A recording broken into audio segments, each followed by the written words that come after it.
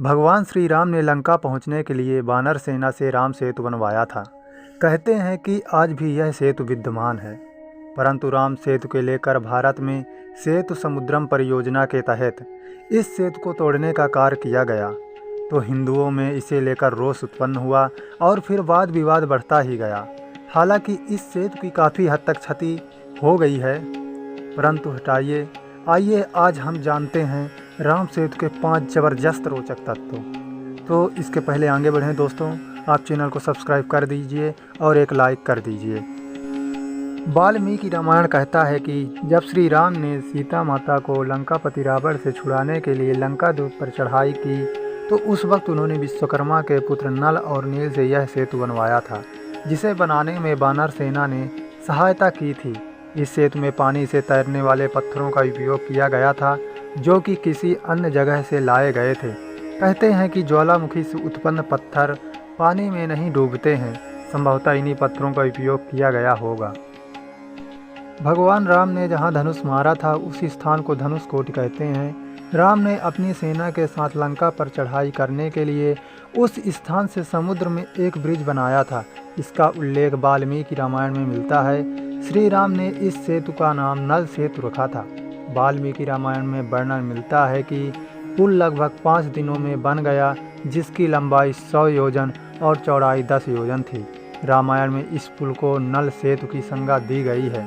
नल के निरीक्षण में वानरों ने बहुत प्रयत्न पूर्वक इस सेतु का निर्माण किया था।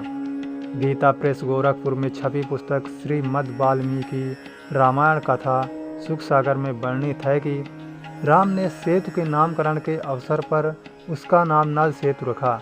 इसका कारण यह था कि लंका तक पहुंचने के लिए निर्मित पुल का निर्माण विश्वकर्मा के पुत्र नल द्वारा बताई गई तकनीक से संपन्न हुआ था। महाभारत में भी राम के नल सेतु का जिक्र आया है। वाल्मीकि रामायण में कई प्रमाण हैं कि सेतु बनाने में उच्च तकनीक प्रयोग किया गया था।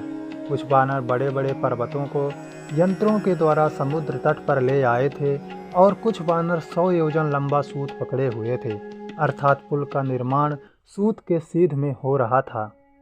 वाल्मीकि रामायण के अलावा कालिदास ने रघुवंश के 13वें सर्ग में राम के आकाश मार्ग से लौटने का वर्णन किया है।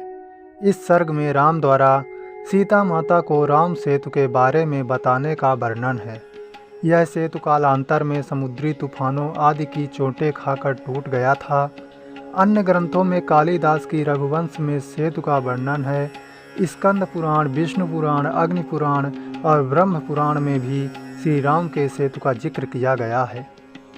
वाल्मीकि के अनुसार 3 दिन की खोजबीन के बाद श्री राम ने रामेश्वरम के आगे समुद्र में वह स्थान ढूंढ निकाला जहां से आसानी से श्रीलंका तक पहुंचा जा सकता हो। उन्होंने नल और नील की मदद से उस स्थान से लंका तक का पुल निर्माण करने का फैसला किया। उस स्थान को धनुष कोड़ी कहा जाता है। इसका नाम धनुष कोड़ी इसलिए है क्योंकि यहाँ से श्रीलंका तक वानर सेना के माध्यम से नल और नील ने जो पुल का निर्माण किया था उसका आकार भी धनुष के समान ही है।